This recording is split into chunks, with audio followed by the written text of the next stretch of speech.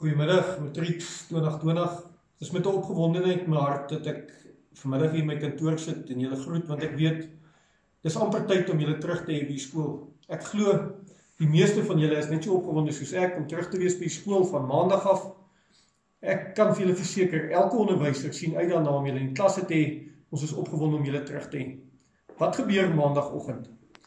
Dinge by die skool het so 'n bietjie verander, daar's 'n paar prosedures waardeur ons moet gaan. Matriek 2020, julle gaan so vanaf 7:15 kan julle begin arriveer by die skool. Ons eerste klasse gaan om 8:00 begin. 7:15 gaan jy by die hek in beweeg. Daar sekere prosedures wat by die hek gaan gebeur. Die gewone goedjies waarna jy gewoond is as jy in winkelsentrums ingaan. Jou temperatuur gaan by die hek gemeet word.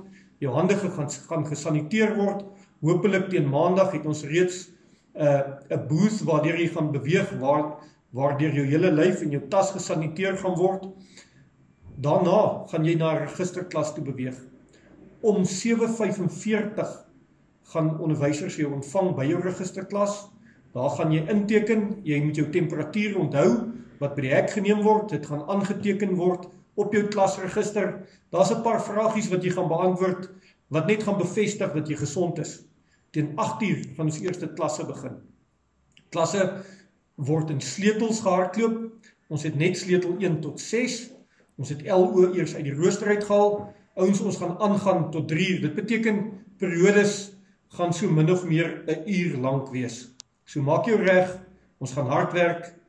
Ons sien uit na uitstekende uitslae. Ons sien vir julle maandag.